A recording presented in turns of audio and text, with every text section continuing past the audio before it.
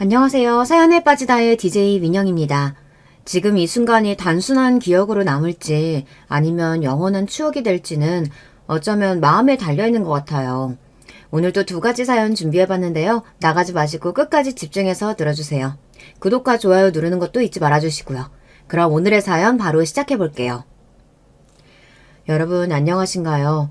저는 경기도 수원에 살고 있는 여자입니다. 요즘은 젊은 부부의 집집마다 아기가 하나인 경우가 심심치 않게 보이죠. 아예 아이를 안 낳기로 합의를 보고 결혼 생활을 하는 딩크 부부도 많다고 하는 세상이니 하나라도 낳으면 요새는 나라에 좋은 일 하는 거라는 소리를 듣네요. 제가 어렸을 적에 학교를 다닐 때는 저처럼 외동인 경우가 정말 드물었습니다. 그래서 친구들이 저한테 신기하다는 소리를 많이 했었죠. 언니나 오빠가 없어서 좋겠다는 투정 혹은 동생을 가지고 싶지 않냐는 질문까지 다양하게 받았던 저였으나 제 반응은 거의 고개를 가로젓는 것이었습니다. 그러나 딱 한 가지 질문에는 멈칫하고는 했었어요. 너는 집에 가면 안 심심해? 외동이니까 혼자 놀겠네. 외롭지 않아?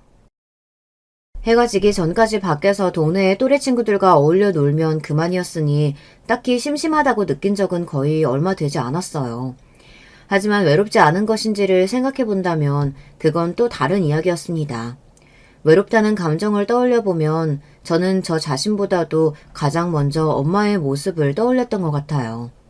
어린 시절 제 눈에 비친 엄마가 그러셨거든요. 무척이나 외로운 시절을 보내오신 분으로 보였어요.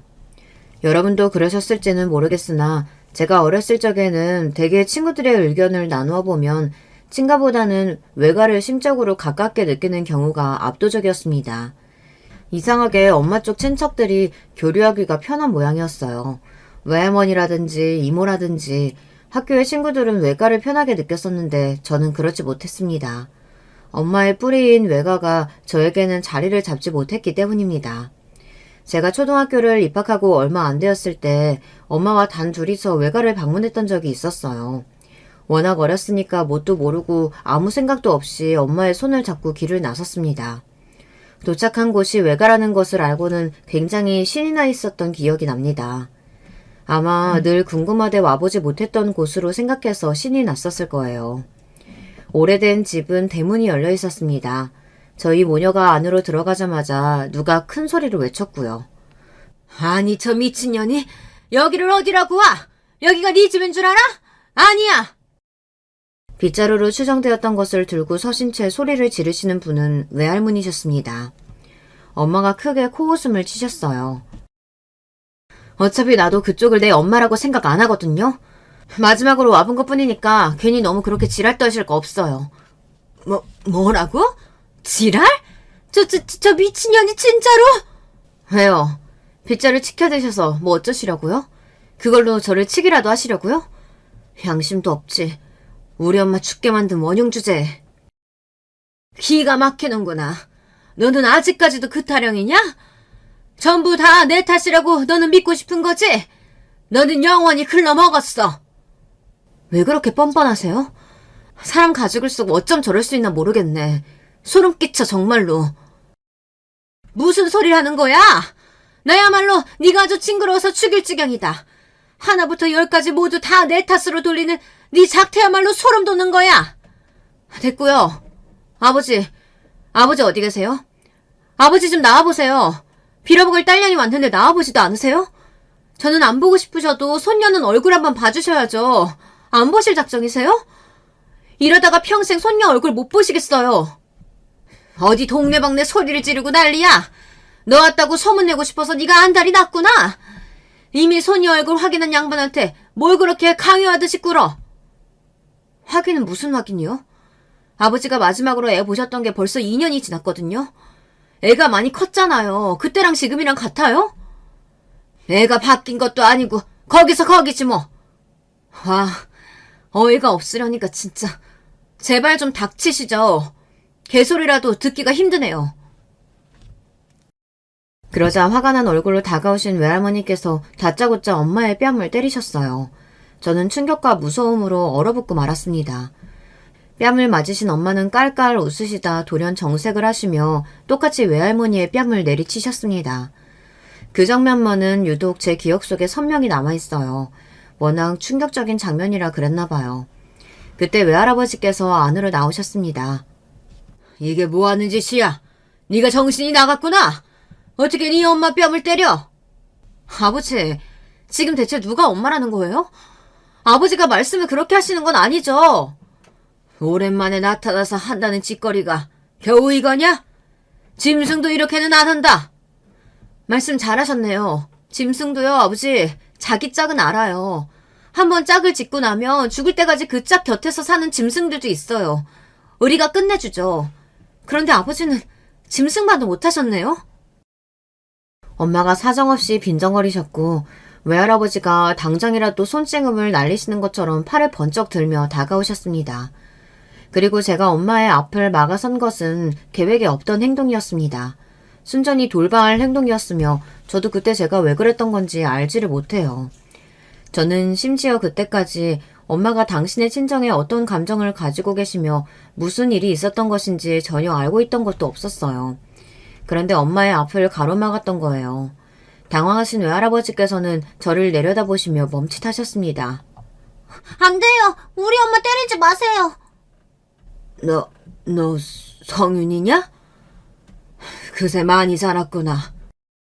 어린 손녀 앞에서 못 볼 거로 보였다고 생각하셨던 것인지 외할아버지께서는 아주 머쓱해지신 얼굴이 되어 들어올렸던 팔을 슬그머니 내려 등 뒤로 감추셨습니다. 그제서야 외할머니께서는 외할아버지를 말리는 신용을 하시더라고요. 동네 소문나면 어쩌려고 그래요. 참아요, 참아. 입을 거의 움직이시 않으시며 그렇게 작은 소리로 중얼거리셨는데 어린아이라서 제가 청력이 좋았던 건지 그게 다 들리더라고요. 저희 엄마를 때리신 분이라서 제가 그게 마음에 안 들었고 두 분을 향해 큰 소리를 외쳤습니다. 우리 엄마 때리지 마세요. 나빠요. 그러자 두 분은 떨떠름하신 얼굴로 시선을 교환하실 뿐이었고 엄마는 제 어깨를 감싸주셨는데 그때 올려다본 엄마의 얼굴이 어딘가 뿌듯한 기색이라는 것을 저는 알아차릴 수 있었어요. 충동적으로 엉겁결에 버리고만 그런 짓이었으나 왠지 잘한 것 같아서 저는 헤헤 웃음이 나왔습니다. 외할아버지께서는 저를 보며 작게 혼잣말을 남기셨어요. 저런 신기할 정도로 웃는 게 꼭 닮았네. 귀는 못 속이는구만. 귀를 쫑긋해서 내용을 듣고 말았던 저는 그걸 가슴에 담아놨었죠. 다시 엄마의 손을 붙잡고 외가를 나와 집으로 향하던 길이었습니다. 저는 아까 외할머니께서 외할아버지께 몰래 중얼거리셨던 것을 엄마에게 알려드렸어요. 그러자 엄마가 예상 밖으로 격한 반응을 보이셨습니다. 그래? 그런 소리를 하셨단 말이지? 역시 그랬던 거였어. 네? 뭐가요? 역시 그랬던 게 뭐예요? 소문을 무서워하는 사람들이 있거든. 뻔뻔할 대로 뻔뻔하게 다 굴어놓고는 지을 죄 다 지어놓고도 자기 주변에 소문 안 좋게 나는 것만큼은 절대 못 견뎌하는 사람들이지. 아주 웃기는 사람들이야. 그렇지? 당시에 이해가 별로 안 돼서 그저 고개를 끄덕이고 말았던 저를 향해서 엄마는 이런저런 이야기를 이어가셨어요. 정리를 하자면 엄마는 일전에도 외할머니께서 당신의 주변에 소문이 안 좋게 퍼지는 것을 상당히 경계하며 애를 쓰신다는 인상을 받으신 적이 있었다는 겁니다. 당시에는 경황이 없어서 그냥 넘겼지만 이번에는 상황이 아주 다르다고 하셨죠. 외가의 동네를 떠나기 전 엄마는 일부러 그곳에 사시는 아주머니들이 모여 앉아 담소를 나누고 계시는 곳으로 다가가 인사를 남겼습니다. 저희 딸을 데리고 인사 왔는데 확실히 쉽지가 않네요. 피가 안 섞인 딸이든 손녀든 그분은 보고 싶지 않으신 모양이에요. 아니 이렇게 귀여운 소녀 아기를 왜 안 반겼을까? 피가 안 섞였다니 그게 또 무슨 말이고? 동네 아주머니들이 즉각 관심을 보이자 엄마는 당신의 생모가 돌아가시고 외할머니께서 계모로 오시게 된 이야기를 풀어가셨습니다. 그러자 그 아주머니들 중 한 분이 일전에 엄마를 보셨던 적이 있다며 외치시면서 분위기를 더 흥미진진하게 띄우셨고요. 참하고 수더분하고 내성적인데 이웃분들에게는 예의가 바르기로 알려진 외할머니 같으신 분에게 그런 비하가 숨겨져 있을 줄은 꿈에도 몰랐다고 하시면서요. 동네 아주머니들은 난리가 났습니다. 엄마는 후련한 얼굴로 돌아서셨고요. 남대없이 외가의 이모저모를 알게 된 저는 혼란스러운 채로 귀가를 했었죠. 외할아버지께서 머리 끝까지 화가 나신 채로 연락을 하셔서는 엄마를 향해서 욕을 하신 건 그로부터 며칠 뒤의 일이었습니다. 이 융이주동하게 나쁜 년 같으니라고. 장인어른, 접니다. 아니, 최서방, 왜 자네가 전화기를 잡고 있나? 좀 아까 분명 내 딸이 전화 받지 않았어? 예, 분명 그랬습니다. 그런데 왜 자네가 지금 그러고 있어? 성인이 엄마가 저한테 대신 통화하라고 그래서요. 뭐? 언제? 장인어른께서 욕하시자마자 제가 처음부터 다 듣고 있었습니다. 내 빌어먹을 딸려는 욕을 한마디도 안 들었고? 그게 전달이 다 안 됐고? 예, 죄송하지만 그렇습니다. 인연이 갈수록 그치 애비 속을 번번이 뒤집어놔. 최서방, 당장 바꾸게. 당장 내 딸한테 전화 바꿔. 죄송합니다만 그럴 수는 없겠습니다. 뭐야? 최서방, 자네 대체 왜 이러나? 내가 이런 걸 보고 싶어서 자네한테 내 딸하고 결혼하게끔 허락해준 줄 아나? 외람되오나 저는 장인어른의 허락을 받은 적이 없어요. 제가 부실해 보여서 눈이 안 찬다는 말씀만 주셨습니다. 장인어른의 허락은 필요 없다고 하면서 성인엄마가 그냥 저와 결혼한 것이었고요. 자네 정말 미쳤나? 여자를 잘못 만나 결혼해서 같이 돌아버린 게야? 장인어른께서는 장모님의 편이시지 않습니까? 지금도 장모님의 일 때문에 이러시는 것이고요. 그래, 그렇다고 해서 자네가 나를 비난할 참인가 본데? 아닙니다. 저도 그저 똑같다는 말씀을 드리고 싶은 것입니다. 장인어른은 장모님의 편이시죠. 그리고 저는 성인엄마의 편입니다. 그래서 지금 이러는 것뿐이에요. 이름 빌어먹을. 나 지금 내 딸녀 때문에 화병이 나서 뒤로 넘어가기 직전이니까 나 죽는 꼴 보고 싶지 않으면 당장 내 딸년 전화 바꾸든가 아니면 직접 여기로 찾아와서 사과하고 동네 사람들 오해 풀라고 그렇게 말 전하게. 무슨 오해 말씀이십니까? 장인어른께서 장모님을 불륜관계로 처음 만나셨던 그거 말씀이세요? 장모님이 먼저 장인어른한테 적극적으로 다가오셨다는 게 오해라는 걸까요? 아, 그것도 아니면 혹시 장모님이 이혼 전적만 2번 있으신 분이라는 바로 그게 오해라는 겁니까? 어떤 걸 말씀하시는 겁니까, 장인어른? 쌍으로 정신 나간 것들이 아주 어른 공경할 줄도 모르고 시건방지게 되는 대로 짓거리는구나. 옛말에 부창부수라더니. 예, 그렇죠. 장인어른하고 장모님 2분도 참으로 부창부수십니다. 아마 그때 모르긴 몰라도 외할아버지께서는 진심으로 뒷목을 잡고 뒤로 넘어가셨을 거예요. 수화기 너머로 목이 졸린 채 비명을 지르는 것 같은 아주 이상한 신음을 토하시다가 통화가 끊어졌거든요. 아버지는 그제서야 당신이 옆에 찰싹 붙어있었던 어린 딸을 발견하시고는 이크하셨지만 저는 태연스럽게 배시시 웃을 따름이었습니다. 잠시 후 아버지가 난감하신 얼굴로 검지를 입가에 가져가셨어요. 그러자 저도 따라서 아무 말 안 하겠다는 의미로 검지를 입술에 댔었죠. 저는 아버지와 외모가 닮은 아이는 아니었어요. 누가 봐도 외탁을 한 외모였기 때문이었죠. 하지만 하는 행동이나 성격이 어렸을 적의 아버지와 판박이었습니다. 부녀 사이가 아주 잘 통했어요. 범상치 않은 상태였던 외과와는 다르게 친가는 서로 사이가 좋았습니다. 친할아버지와 친할머니 2분은 서로의 얼굴 한 번을 못 보고 중매로 결혼하신 경우였지만 평생의 금슬이 무척이나 좋으셨습니다. 그러나 안타까운 점은 집안에 금전적으로 불운이 몇 차례 찾아왔었다는 사실입니다. 지인에게 배신을 당하고 사기에 넘어가 빚까지 지셨던 큰아버지는 극심한 스트레스로 몸에 이상이 생겨 그로 인해 일도 수년간 못하셨고 병원을 다니시느라 고역이었습니다. 몇 번을 억울하게 돈을 잃어보셨던 친할아버지께서는 당신의 장남이 그런 일을 당했다는 것에 너무나도 절망이 크셔서 그대로 쓰러지셨고요. 고모는 결혼을 잘못하셔서 당신의 시댁에 진 빚을 대신 갚아주고 하셨습니다. 지금 생각하면 그건 완전히 일종의 사기 결혼이었습니다. 집에 크고 작은 일들이 너무 많이 일어나는 동안 아버지는 묵묵하게 앞만 보며 사셨습니다. 학업을 이쯤 중단해야 할 것 같아 그렇게 하셨고 돈을 버셔야 할 것 같아서 벌기 시작하셨고 이 정도로 버는 돈을 늘려야 할 것 같아 그것에 맞춰서 이직이라는 것을 해내셨던 분입니다. 어찌 보자면 아버지는 묵묵함과 진중함의 화신 같으신 분이었어요. 그리고 아버지는 사시는 동안 외로움을 많이 느끼기도 하셨다고 합니다. 부모와 형제 모두 사이가 돈독했고 서로를 아꼈지만 그랬기 때문에 더 외로우셨던 측면도 존재했다고 해요. 마음은 그러한데 매번 상황이 안 따라주었으니까요. 마음을 나눌 형제가 없어서 외롭게 살았다고 자기소개를 했던 엄마와 처음부터 아버지가 눈이 맞았던 건 당연한 일이었을지도 모르겠네요. 엄마가 외동으로 태어나셨던 건 아닙니다. 사실 원래 저에게는 이모가 두 분 계셨어야 맞았거든요. 하지만 두 분은 함께 돈을 벌기 위해 집을 나서셨다가 사고를 당해 한날 한시에 돌아가셨습니다. 딸 둘이 사고로 그렇게 되었으니 그 모친의 정신이 온전할 리가 없었습니다. 제정신으로 생활을 못하셨죠. 당연히 가정에 소홀해지셨을 수밖에 없었던 것이었고요. 그걸 이해하지 못했던 부친과 부부관계가 단절되기 시작했습니다. 그리고 단절된 부부관계를 이유로 들어 부친은 다른 여자를 만나 바람을 피웠습니다. 시집살이 한번 고되게 당하신 분이었는데 그런데다가 딸만 셋 낳았다는 이유로 5만 가지 인격에 깎아내리는 욕을 다 들으셨어야 했었지. 딸만 줄줄이 낳아놓고서 미안하지도 않냐고, 어떻게 시댁에서 얼굴을 뻔뻔하게 들고 있느냐고, 그런 욕은 예사로 매일 들으셔야 했었고, 그런 힘든 시절을 다 보내셨던 분이건만 자식 잃고 남편은 바람나고 화병으로 돌아가실만 했어.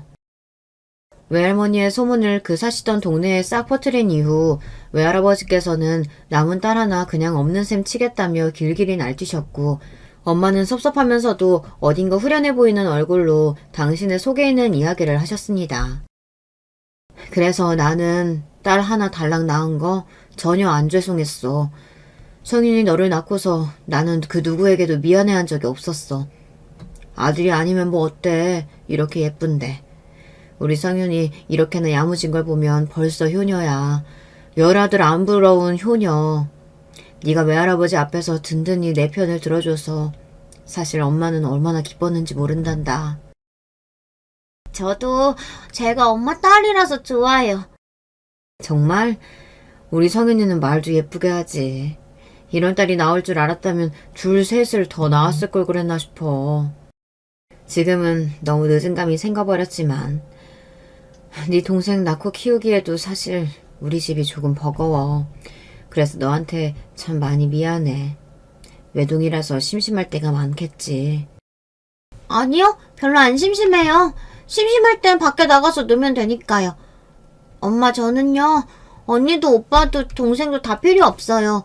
형제가 많은 친구들이 부러운 적도 없었어요. 하지만 외롭다는 생각은 들더라고요. 정확히 외롭다는 게 뭔지 모르겠지만, 그래서 제가 외로운 게 맞는지 헷갈리지만, 아무튼 가끔은 외롭다는 생각이 들어요. 왜 그럴까요? 저는 솔직한 제 심정을 말씀드렸고 조금 놀란 눈빛으로 저를 빤히 쳐다보시던 엄마는 그날 밤에 아버지와 둘이 저에 관해 대화를 나누시는 듯 했습니다. 그 다음부터였다고 생각을 해요. 부모님이 저를 데리고서 이곳저곳 다니기 시작하셨던 게 말입니다. 저희 집이 돈은 없었어요. 쪼들려서 가계부 위에는 한숨만이 내려앉는 집이었죠. 그러나 그 안에서 아웅다웅하며 잘 살아왔던 저희 세 식구답게 별로 돈이 안 드는 장소들을 찾아 종종 놀러 다니기 시작했습니다. 세 식구가 함께 놀러가서 시간을 보내기 위해 부모님이 정기적으로 시간을 일부러 만드셨던 거예요. 부모님의 그 노력은 저에게 그 어떤 돈으로도 환산이 될 수 없는 값진 추억이 되었습니다. 가족끼리 함께 어딜 가고 함께 무언가를 한다는 게 이렇게나 신이 나고 즐거운 일이라는 걸 그때 처음 알았는데요. 부모님도 마찬가지라고 하셨어요. 아버지도 그렇고 어머니도 그렇고 어른이고 부모라고 해서 모든 걸 다 경험해 보신 건 아니구나. 알지 못하는 것들이 많으시구나. 새삼 그런 사실을 제가 깨닫기도 했었죠. 그러던 어느 날 친할아버지께서 운명을 달리하셨습니다. 저는 태어나서 아버지가 그렇게 서글피 우시는 모습을 그때 처음 봤어요. 아버지도 꺼이꺼이 우실 줄 아는 분이시라는 것이 내심 놀랍기도 했습니다. 아버지는 평생에 이렇게 가슴에 아프고 슬픈 적은 처음이라고 하셨죠. 그 말씀을 듣고서 심장이 철렁 내려앉은 제가 말했습니다. 저도 아버지가 돌아가시면 그렇게 슬플 것 같아요. 그러니까 돌아가시면 안 돼요, 아버지. 그러자 아버지가 눈물 젖은 눈으로도 얼핏 웃어 보이셨어요. 제 머리를 쓰다듬어 주셨죠. 성윤아, 항상 건강하게 잘 살아야 한다. 지금 이렇게 할아버지가 돌아가셨어도 나는 어떻게든 살 수 있지만 만약 성윤이가 잘못되면 그때는 내가 못 살아. 자식을 앞세우고 부모가 어떻게 산단 말이야. 자식이라고는 너 하나뿐인데. 친할아버지의 영정사진을 보고 저희 아버지를 보고 또 친척들을 바라본 제가 속으로 조금 무서워졌습니다. 저는 외동이잖아요. 제가 죽으면 정말 끝이라는 생각이 들었습니다. 부모님께서는 저 말고 자식이 없으시니까요. 게다가 제 입장에서도 부모님이 돌아가시면 형제가 없기 때문에 완전히 혼자가 되는 것이었죠. 그렇게 들고만 생각의 흐름이 당시 저에게는 무척이나 충격적이었던 듯 싶습니다. 왜냐하면 그날 이후 저는 말 그대로 잘 사는 것에 집중하는 아이가 되었거든요. 공부를 죽어라 열심히 해서 대학을 잘 가서 사회적으로 성공을 해서 이렇게 이어지는 대다수 아이들의 각오와는 달랐습니다. 하루하루 즐겁게 나 자신을 마주하며 지내는 것이 본질적으로 더 중요했어요. 그래서 아버지의 바람대로 학창시절을 저는 몸도 마음도 건강한 아이로 보낼 수 있었죠. 사실 이건 핑계일지도 모르겠습니다. 저는 공부를 대단히 잘하지는 못했으니까요. 복통 수준의 대학에 간신히 들어간 것이 제 현실이었죠. 그 정도 대학에서는 입학에 만족하는 경우가 반, 불만족해서 다른 생각을 하는 경우가 반이었습니다. 그러나 저는 무조건 전자였죠. 생전 처음으로 부모님 곁을 떠나 기숙사 생활과 자취 생활을 이어가며 살게 된 것 자체를 인생의 도전이라고 받아들이면서 즐겁게 지냈어요. 부모님도 저한테 안전하고 즐겁게 지내라는 당부만 하셨지 피 터지게 노력해서 취업을 잘해야 한다는 소리는 안 하셨습니다. 졸업을 앞두고 갑자기 위기감을 느껴 부랴부랴 취업 시장을 조사하기 시작했던 건 주변의 친구들을 보면서 제가 비교가 됐기 때문이기도 하고요. 제가 외동딸이라는 것을 안 친구들은 네가 잘해야겠네, 네가 취업 잘해서 부모님께 효도해야겠네 이런 식으로 전부 똑같이 말을 하는 것을 듣고서는 심장이 또 철렁 내려앉기 때문이었습니다. 나는 정말 바본가? 여태까지 그냥 최대한 걱정 안 하고 지내는 게 좋은 건 줄만 알았어. 내 인생을 앞으로 내가 꾸려가야 하고 부모님의 노후도 내가 책임져야 하는데 왜 나는 멀리 내다보지 못했을까? 객관적으로 제가 이룬 것은 많지 않았고 그래서 대신 발에 땀이 나도록 돌아다니며 취업의 문을 두드려야 됐습니다. 그 결과 남들이 들으면 제 수준에 비해 무척이나 잘 들어갔다고 부러워할 만한 회사에 입사를 해낼 수 있었어요. 당장 부모님께 말씀을 드렸고 두 분은 제가 대견하고 자랑스럽다고 하셨습니다. 지난 세월 힘들었던 옛날 그런 힘듦이 싹 씻겨내려가는 것 같다고 두 분이 말씀해 주셨을 때 저에게 부담을 주고 싶지 않으셨을 뿐 제가 사회에서 열심히 잘해서 잘 되는 것을 두 분이 간절히 바라고 계셨다는 것을 깨달을 수 있었어요. 저를 잘 키워낸 보람이 있다고 하시는 두 분을 앞으로 절대 실망시켜드리고 싶지 않았어요. 바보같이 나사 하나씩 풀려서 그저 즐겁게 지낼 줄밖에 모르는 모습으로는 돌아가지 않겠다고 다짐을 했습니다. 그런 각오로 회사 생활을 임했어요. 그랬다가 아주 큰 코가 다쳤죠. 스트레스에 면역이 없었던 제 몸이 점점 망가져가는 게 날로 느껴질 정도였습니다. 심지어는 제가 생리를 할 때도 아닌데 피가 나오기도 했어요. 너무 놀라서 애써 시간을 내서 병원에 가봤더니 죽을 병은 아니지만 극심한 스트레스로 인하여 이렇게 될 수 있다는 소견을 받았습니다. 병원에 간 김에 이런저런 상담도 받아보고 몸무게도 재어봤더니 제가 알던 숫자보다 무려 8kg이나 적게 나오더군요. 어쩐지 언제부터인가 옷이 헐렁해져서 그게 다 옷감이 늘어난 건가 싶었는데 그게 아니라 제 몸이 해골이 되어가고 있었던 거예요. 이대로 가면 정말 큰일 난다는 의사의 충고를 듣고 돌아서던 길 왜 그렇게 서러움이 밀려오던지요. 정신없이 번잡하고 화려한 서울의 한복판은 차량과 사람들로 꽉 차 있었는데 어디 하나 제가 기댈 곳이 없었습니다. 저 혼자 환영받지 못하고 소외된 이방인인 것만 같았어요. 무작정 부모님이 계신 집으로 달려갔죠. 그랬는데 갑자기 문득 부모님이 많이 늙으신 게 제 눈에 보이는 거예요. 그래서 부모님을 뵙자마자 막 슬퍼서 울었습니다. 성윤아, 너 무슨 일이 있었니? 갑자기 왜 그렇게 울고 그래? 응? 도대체 무슨 일이야? 저를 걱정하시는 두 분의 목소리에 저는 되려 눈물이 더 났죠. 두 분이 어느새 많이 늙으신 것 같아서 그래서 너무 죄송스러운 마음이 들어서 눈물이 났다고 그렇게 말씀드렸는데 역시나 부모의 시선에서 완전히 피할 수는 없더라고요. 제가 그런 이유 하나로 이렇게 울 것 같지 않다고 하시며 몸도 너무 말랐는데 도대체 무슨 일이 있어서 서러워하는 거냐며 물어보셨어요. 그래서 제가 어쩔 수 없이 두 분께 회사에서의 힘든 일들을 다 고해 바치고 말았습니다. 아버지는 즉시 자리를 박차고 일어나셨어요. 내가 이 자식들을 그냥 절대 가만히 안 둘 거야. 대체 사람을 뭘로 알고서 그딴 취급을 해? 신입사원이 뭐 자기네들 시다발인 줄 알아? 이런 미친 자식들. 다 가만히 안 둬. 당장 찾아가야겠다. 원래 성격이 다혈질이신 엄마도 아니고 대체로 평온하신 아버지가 그런 반응을 보이실 줄은 몰랐습니다. 놀란 제가 아버지를 붙잡고 만류에 나섰죠. 그러면서 가슴이 너무 찡해졌고 벅차올랐어요. 대관절 부모의 마음이란 뭘까 싶었습니다. 죽는 그날까지도 자식은 부모의 마음을 헤아릴 수 없을 거라는 생각도 들었습니다. 오랜만에 들른 집에서 그날 자고 갔는데 엄마하고 나란히 누웠어요. 잠들 때까지 도란도란 이야기를 나눴죠. 엄마, 저도 자식 낳고 부모가 되면 저도 두 분처럼 그렇게 될 수 있을까요? 아무 조건이 없는 게 자식을 향한 부모의 사랑이라고 텔레비전에서 그렇게 떠든 것이 이유가 있었던 것 같아요. 저는 두 분을 따라잡지 못할 것 같은데 저도 부모가 되면 달라지는 걸까 싶어요. 네, 성윤아. 부모가 된다고 해서 자동으로 사랑이 넘치게 되는 건 아니야. 네? 정말요? 정말이지. 네 외할아버지를 봐라. 엄마가 든 예시에 저는 말문이 막히고 말았습니다. 머쓱하게 천장만 바라보던 제가 질문을 드려보았어요. 엄마는 제가 언제 결혼했으면 좋겠어요? 네가 하고 싶을 때 하면 그게 좋은 거지. 순전히 네 마음이야. 그래요? 그럼 혹시 결혼을 못생기고 능력 없는 남자랑 해도 되나요? 아서라. 잘생기고 능력 좋은 남자도 분명히 세상에 있을 거야. 너 잘 생각하고 결정해. 엄마는 아버지 뭐 보고 결혼하셨어요? 어머나 얘가 네 아버지가 얼굴 잘생긴 거 아니고 능력이 있는 것도 아니라고 지금 그거 콕 집어서 지적하는 거지? 아니에요 엄마. 그냥 여쭤보는 거잖아요.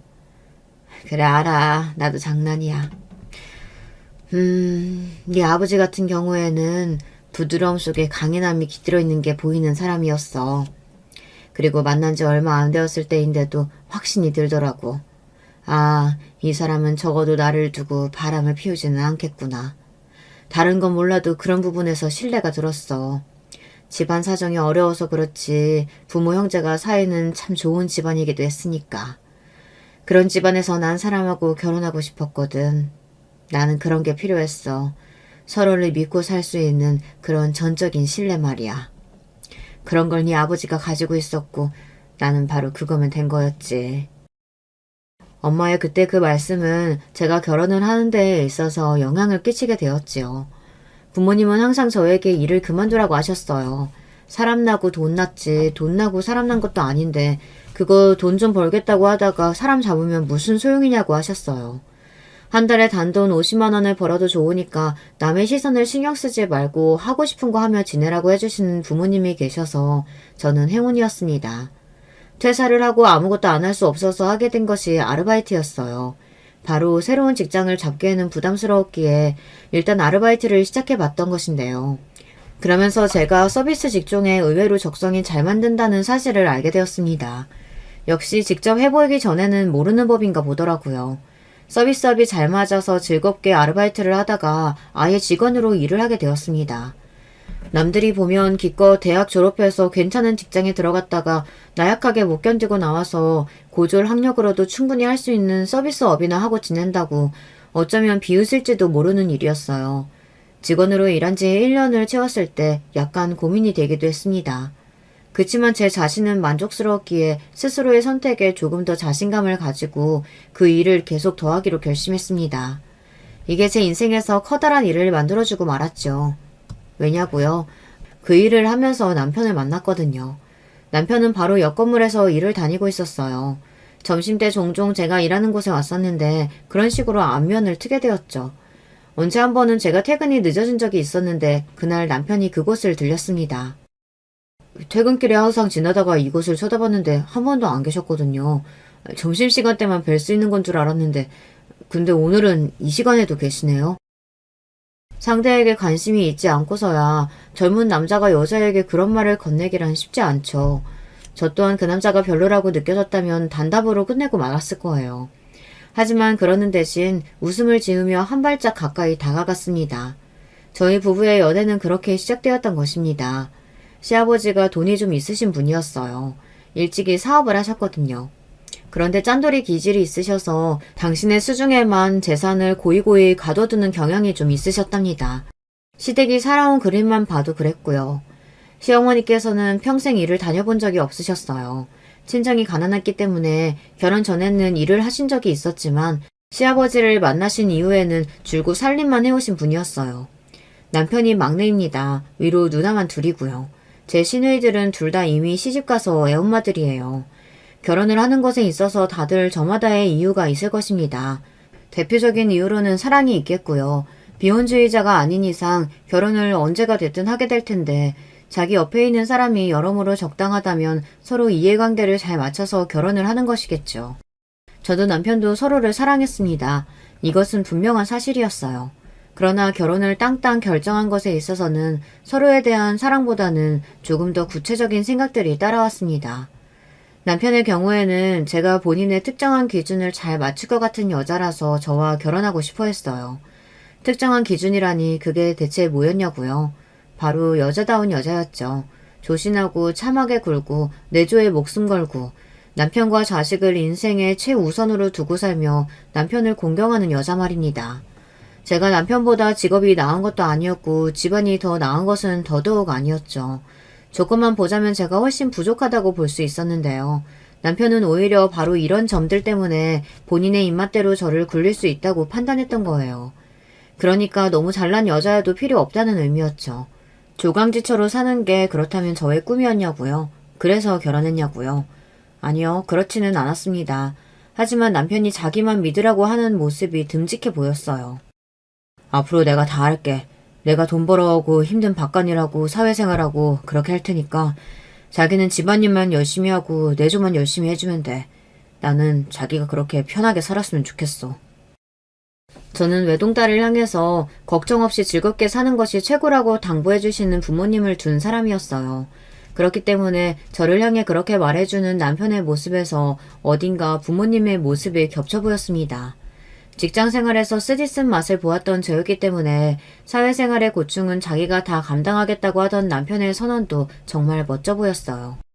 이런 남자라면 제가 걱정 없이 살 수 있을 것 같았고 부모님이 저를 염려하실 일도 없을 것 같았습니다.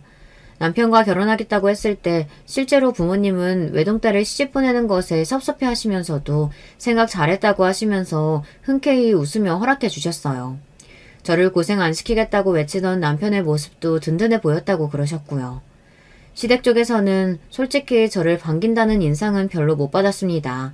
시아버님께서는 그저 남자라면 이런 선택쯤은 혼자 알아서 하고 책임을 지면 될 일이라는 반응뿐이셨고요.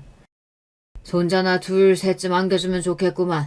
그 외에는 딱히 바라는 것도 없어. 저한테 개인적으로 주신 말씀도 저게 다였습니다. 저는 시아버지께서 외부 활동을 아직 많이 하면서 지내시는 분이라 집안의 이모저모에는 큰 관심이 없으신 건가 생각을 해보았는데요. 시어머니께서는 아까워 죽겠다는 반응을 좀 보이셨죠.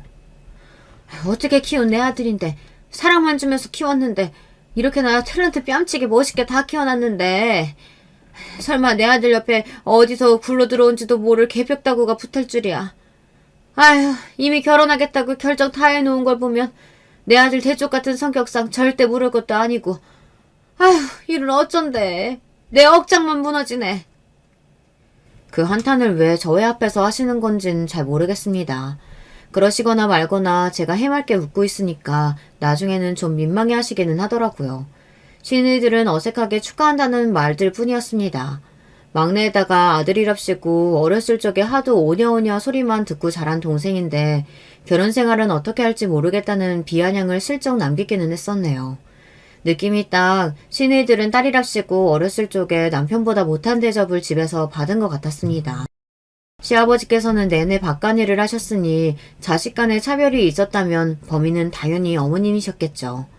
아무튼 어쩌다 보니 얼렁뚱땅 결혼을 하게 되었는데 시댁 측에서 남편이 장가가면 원래 신혼집도 지원해주겠다고 예전부터 말이 있었기 때문에 집 장만도 걱정이 없었을 때까지는 너무 행복했습니다.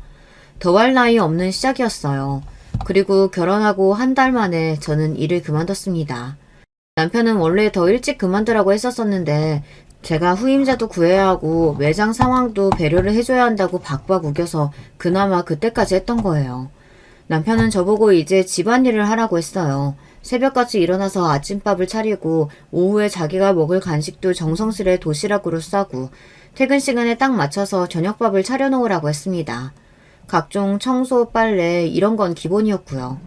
그런데 제가 요리를 잘 못하는 게 거슬린다고 하시면서 시어머니께서 저를 교육하시기 시작하셨습니다.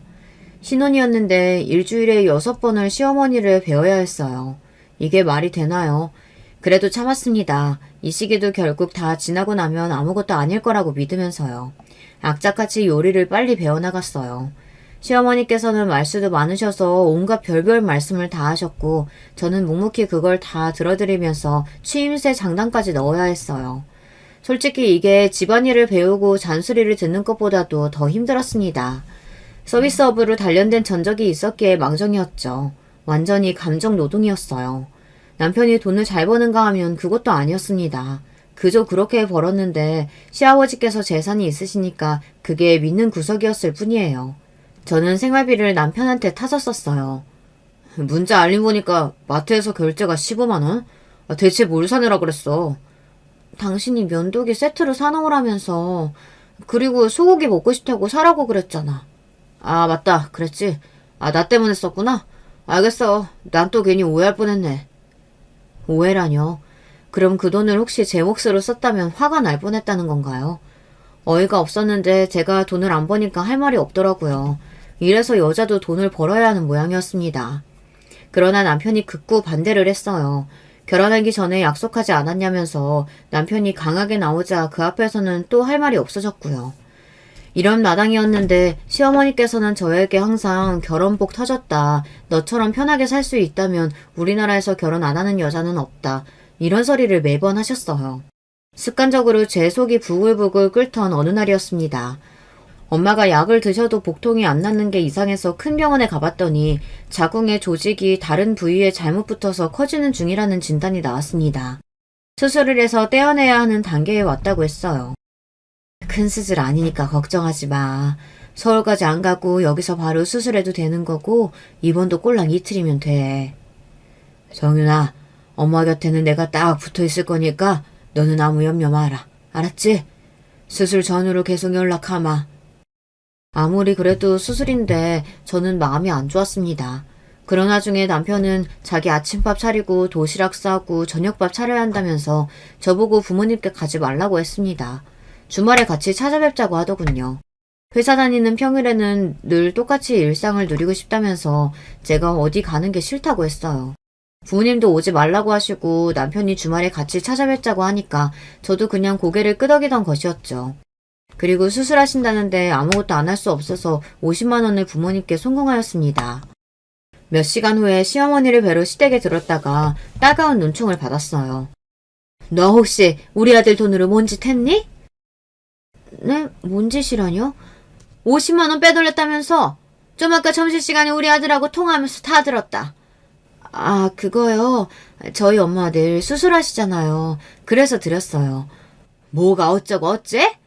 야, 그런다고 해서 우리 아들한테 한마디 상의도 없이 50만 원을 턱턱 보내버려? 그게 어디 네 돈이야? 무슨 말씀을 그렇게 하세요. 지금 화를 내실 게 아니라 어머님도 돈을 보태주시겠다고 그러셔야 하는 게 순서 아닌가요? 정말 믿기지가 않습니다. 안 부끄러우세요? 부끄러워야 하는 건 너야. 돈 한 푼 안 벌면서 우리 아들 등골이나 빨아먹는 주제에. 저도 화가 나서 외쳤지만 시어머니께서 눈이 돌아간 것에 비하면 별거 아니었죠. 홧김에 제 머리채를 잡으신 겁니다. 제가 비명을 지르자 오히려 더 소나기에 힘을 주시며 제 머리를 빙빙 돌리기까지 하셨어요. 결국 제가 어지러워서 바닥에 나뒹굴자 그제서야 저를 놔주시며 노려보셨습니다. 내가 처음부터 알아봤어. 뭐 하나 똑바로 된 구석도 없고 민폐만 끼치게 생긴 년. 그 순간 제 가슴 속에 얼음과 불이 동시에 솟아올랐습니다. 남편을 향해 차갑게 식은 마음과 시어머니를 향해 뜨겁게 타오른 분노였죠. 다행히 엄마의 수술은 문제없이 끝났고 저는 즉시 남편에게 이혼장을 던졌습니다. 당장 이혼해. 지금까지 네 엄마한테 온갖 나에 대한 나쁜 소리, 험담, 이간질 그런 거 네가 다 해왔지? 진작 눈치는 채고 있었어. 이 치사하고 비겁한 새끼야. 이렇게 복을 걷어차겠다고? 제정신이야? 후회 안 할 자신 있어? 너 같은 새끼랑 결혼한 게 내 인생에서 가장 후회되는 일이야. 돈 없어서 거지처럼 살아도 너랑은 안 살고 싶다. 따지고 보면 능력도 없는 주제에 지 아빠 돈 믿고서 간식 기다리는 개마냥 헥헥거리면서 침이나 흘리고 있잖아. 그 재산 언제 떨어질까 기다리면서 사는 네 꼬라지가 너무 우스워서 같이 못 살겠어. 미쳐 날뛰는 저의 모습을 보며 남편은 충격을 받아 넋까지 나가버렸습니다. 혼이 쏙 빠진 채로 이혼 도장을 찍어주었죠. 그리고 저는 시어머니를 가만둘 생각이 없었습니다. 옛날에 외할머니께 엄마가 한 방 먹이셨던 게 떠올랐거든요. 저는 그동안 시어머니의 온갖 소리를 다 들어주며 지낸 바 있었어요. 제가 어디 가서 말을 할 데가 없다고 생각하셨는지 가면 갈수록 별별 말씀을 다 해주셨던 시어머니 덕분에 제가 취할 조치가 많았습니다. 사위들 욕하신 거 제가 시매부들에게 몰래 내용을 전달했어요. 그리고 시누이들한테도 제가 요리법을 남겨놓고자 휴대폰으로 동영상 촬영했던 걸 보냈습니다. 화면에는 냄비가 나오고 있었지만 옆에서 시어머니께서 주절되셨던 게 내용이 다 들어있었거든요. 평생에 나는 아들 짝사랑하면서 살란다. 나 짝사랑하는 딸년들은 징그러워. 가끔은 소름이 끼쳐. 아직도 왜 나를 포기들을 못하니? 그뿐만이 아니었죠. 큰 시누이가 20살 때 잘생긴 남자친구가 생겼는데 그걸 보고 배 아파서 시어머니께서 일부러 그 남자친구에게 사실 큰 시누이한테는 다른 남자친구가 둘이나 더 있다고 거짓말을 하셔서 헤어지게 만들었다는 내용도 있었어요. 작은 시누이는 얼굴은 이쁜데 가슴과 엉덩이가 납작해서 더 능력 있는 남자 못 만나고 꼴랑 그런 놈하고 결혼을 했다며 혀를 끌끌 차셨던 것도 있었습니다. 심지어는 재산을 빨리 다 차지해버리게 시아버지께서 하루아침에 돌아가셨으면 좋겠다고 하신 것도 있었죠. 같이 어울려 다니시는 오래된 무리가 있었는데 그분들의 욕을 신랄하게 하시기도 했거든요. 그래서 제가 그 내용들을 그분들에게 전부 알려드렸고요. 결과는 불보듯 뻔했죠. 시어머니 그분은 완전히 버림받고 매장을 당하셨습니다. 제가 일했던 곳이 전 남편 회사의 바로 옆이었잖아요. 그래서 제가 일하던 곳에 찾아가 전 남편의 이상한 점들에 대해 말을 남겼고 전 남편 회사 사람들이 그곳에 들릴 때마다 자꾸만 소문이 퍼져갔습니다. 전 남편의 평판은 어느새 떨어지게 되었어요. 나중에 이야기를 들어보니까 창피했는지 그로부터 얼마 후 전 남편이 퇴사를 했었더라고요. 그 가족들도 전 시아버지와 전 시누이들 이렇게만 뭉친 모양이었어요. 꼴사나운 모자 두 사람이 팽당한 것에 아주 통쾌했습니다. 제가 이혼을 한 것에 놀라시기보다는 부모님은 제가 아주 화끈하게 복수를 감행한 것에 더욱 놀라셨어요. 내 딸이 맞구나. 역시 피는 못 속인다. 아버지는 놀란 가슴이 진정 안 된다고 하셨지만 엄마는 내심 뿌듯해하고 계셨어요. 그리고 엄마가 수술을 받고 나오셨을 때 병원으로 외할머니가 찾아오셨다고 했어요. 엄마가 좋아하시는 약과를 한 봉지 사들고 말입니다. 네 할아버지가 그러시더만 네가 이걸 좋아한다고. 엄마는 황당한 눈빛으로 아버지를 보셨으나 헛기침을 하시며 아버지는 오히려 자리를 피해주셨습니다. 엄마의 수술을 앞두고 아버지가 외가에 연락을 하셨던 것입니다. 외할아버지께서는 망설이셨으나 외할머니께서는 가봐야겠다며 일어나셨고요. 외할아버지의 망설임은 미안함이라는 것과 같은 것이었어요. 그것이 담겨있는 약과를 바라보며 엄마는 외할머니를 내쫓는 대신 가만히 이야기를 들어보기로 하셨죠. 생각해보면 그래. 나한테는 아무것도 없더라. 나는 낳은 자식도 없으니 내가 죽으면 이 세상에 나의 흔적이 남기는 할까 싶더구나. 너한테 이제 와서 엄마 소리 듣자는 거 아니다. 대우해달라는 거 아니야. 아무것도 바라지 않는다.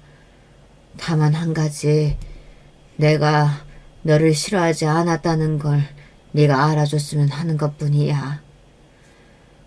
다 늙으셔서 이제 외로우신가 보네요. 외롭지, 맞아. 나는 인생을 못나게 살아온 사람이라서 특히나 더 외로움을 타나 보다. 내가 겨우 이 정도인 것이야. 이 사실을 아는데 나도 너무나 오래 걸렸다. 지옥 가시기 전에 그래도 알아차리셔서 다행이네요. 예, 혹시나 다음에 네가 찾아온다면 그때는 문전박대 안 하고 따뜻한 밥이나 차 한 잔 이렇게 함께 하고 싶구나. 그렇게 생각을 하고 있단다. 엄마는 고개를 획 돌리셨고 외할머니께서는 조용히 발길을 돌리셨어요. 잘 안 풀린 건가 싶어서 걱정하시던 아버지의 눈에 어머니의 손이 약과 봉지를 만지작거리는 게 들어왔습니다. 그 후로 아버지는 가만히 기다리셨고요. 제가 이혼하고 통쾌하게 갚아주기까지 한 다음 그때가 되어서 저희 세 식구가 함께 외가로 향했습니다. 엄마는 가기 싫다며 툴툴대셨지만 자꾸 거울을 들여다보셨어요. 그 모습에 저와 아버지는 서로를 바라보며 몰래 웃었답니다. 지금은 제법 모든 것이 평화롭게 돌아가는 일상을 보내고 있어요. 즐겁게 하루하루를 보내던 저의 곁에는 어느새 새로운 인연도 찾아왔답니다. 여러분, 두 번째 사연 시작하기 전에 좋아요, 구독 꼭 눌러주실 거죠? 그럼 두 번째 사연 바로 시작합니다. 안녕하세요. 저는 평소 사연에 빠지다를 즐겨 듣는 30대 후반 여성 애청자인데요. 제가 발이 넓지 않고 인간관계가 좁은 대신에 깊이 사람을 사귀는 스타일임에도 결코 아무 지인에게도 솔직하게 모든 전말을 털어놓지 못한 경험담을 보유하고 있어요. 어딘가엔 한 번쯤 속 시원하게 털어놓고 싶다는 바람을 쭉 가슴에 품고 있었던지라 사연에 빠지다 채널에 익명의 창구를 빌려서 오늘 그 바람을 실현해보네요. 저는 아주 어렸을 적에 부모님 이혼을 겪었습니다. 그게 제 나이 6살 때였는데요. 여러분은 학교도 들어가기 전이었던 그 나이에 겪은 일들이 기억나시나요? 기억력이 아주 좋은 사람들은 미취학 아동 시절의 일들도 기억한다고 하던데 제겐 별로 해당이 안 되네요. 굉장히 단편적인 장면 몇 개만 머릿속에 남아있을 뿐이에요. 근데 저는 그것을 아쉬워해 본 적이 별로 없어요. 절 버리고 떠난 엄마를 그다지 기억하고 싶지 않았기 때문입니다. 네 엄마 말이야. 춤바람 노래바람을 그렇게나 못 버리더니 결국에 남자하고 바람나서 떠난 거란다. 바람 따라 사는 인생에 거추장스러운 딸 자식은 필요도 없었던 거겠지. 그러니까 어린 널 미련 없이 버려두고 홀라당 가버린 거야. 아니에요, 고모. 엄마는 저 버린 거 아니에요. 그렇게 말씀 마세요. 왜?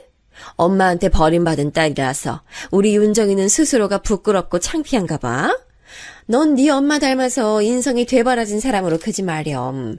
가여운 아빠 생각해서 효녀로 커야지. 저는 기껏해야 8살이나 9살 정도였던 초등학생이었는데 아빠 여동생 되시는 제 고모께서 저를 그 당시에 무척 약올리셨던 기억이 납니다. 절 볼 때마다 버림받은 자식이라면서 조롱했고 친가의 다른 어른들께서는 그걸 뻔히 듣고 보시면서도 누구 하나 말리거나 나무라는 분위기가 아니었어요. 저는 제 편도 없이 그 어린애가 혼자서 조롱을 들으며 참아야 했지요. 결코 여가 시간을 친가 조부모님 댁에서 보내고 싶지 않았지만 아빠가 자꾸만 저를 그곳에 맡겨두셨기 때문에 별 수 없었습니다. 저는 아빠가 돈 벌러 회사 다니시느라 바빠셔서 저를 돌보기 어려우시니까 조부모님 댁에 자꾸만 두시는 거라고 생각했어요. 그래서 저는 저를 비우는 고모, 방관하는 다른 어른들 앞에서 늘 속으로 엄마를 원망했습니다. 엄마가 날 버리고 떠나지만 않았어도 내가 지금 이런 상황에 놓이지 않았을 텐데. 엄마랑 좋은 기억 같은 건 딱히 생각도 안 나고 품이 따스했던 느낌만 남아있을 뿐이야. 아빠랑 헤어지면서 왜 날 데리고 가지 않았을까?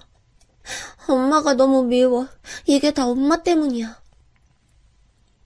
지금 돌아보면 학교를 다니면서 본격적으로 제 세상을 키워가던 그 시기에 저는 가장 먼저 한 일이 어찌 보면 엄마를 원망하기 시작했던 거였네요. 그리고 제가 10살이 되던 해의 봄날에 저는 아빠가 왜 저를 자꾸만 떼어놓고 지내셨는지 그 비밀을 알게 됐습니다. 어느 날 할머니께서 제 어깨를 단단히 붙잡으시며 이렇게 주의를 내리셨죠. 너 앞으로 잘해. 네 새엄마 비위 살랑살랑 맞추면서 입안에 혀처럼 굴라는 말이야.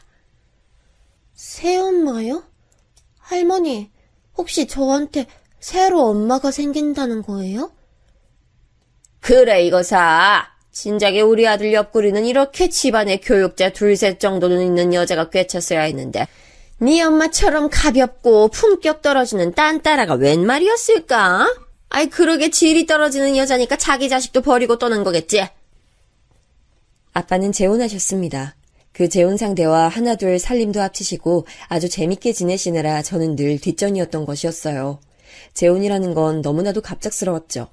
그걸 두고 할머니께서 저에게 자꾸 당부하시면서 제가 상처 입을 법한 말씀을 남기시는 것도 싫었고요. 하지만 저는 언제나 엄마라는 존재에 목이 마른 아이였기 때문에 새엄마께서 저를 어여삐 여겨주신다면 더할 나위가 없겠다는 바람을 함께 품었습니다. 하지만 헛된 희망이었어요. 쟤는 생긴 게 왜 저렇게 외탁을 했대? 자기 아빠하고는 얼굴이 전혀 안 닮았네? 똘망똘망하고 부드럽게 생긴 저런 인상. 나 정말 별로야. 이미지가 별로 안 좋아 보인달까? 하여간 마음에 안 드네. 새엄마께서 화장대 앞에 앉아 로션을 바르시며 큰 목소리로 중얼거리시는 내용은 저를 겨냥하고 있었습니다. 저는 한 집에 살면서 새엄마의 심기를 안 거스르려고 부단히 노력했음에도 시비가 걸렸어요. 그럴수록 저는 근본적으로 저를 낳아주신 진짜 엄마를 속으로 원망하기도 했네요. 애초에 제가 버림받지 않았다면 겪지 않아도 됐을 일이니까요. 아빠와 새엄마 사이에서 남동생이 태어났고 저는 그야말로 찬밥을 넘어서 거의 구제불능의 문제아 취급마저 당하며 집안에서 등한시 여겼습니다. 저는 어느새부턴가 웃는 것도 우는 것도 모든 것이 집에서 눈치가 보이기 시작했어요. 하나부터 10까지 제가 남동생과 차별받지 않은 것은 없었고요.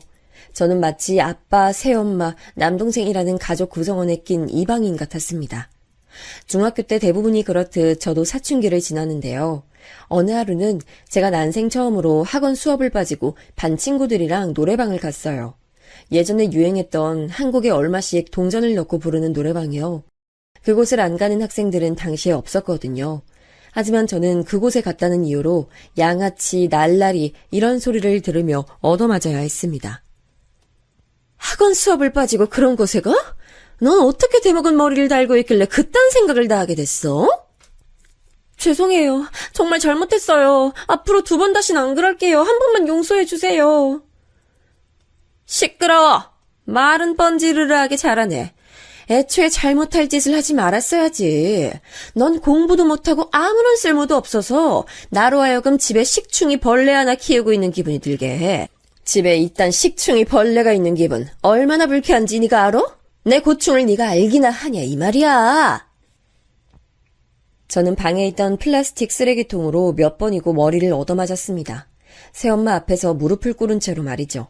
결국은 코피가 툭 하고 터져 흘러나왔는데 새엄마는 아무렇지도 않은 표정으로 제 코에서 흐르는 코피를 쳐다보더군요.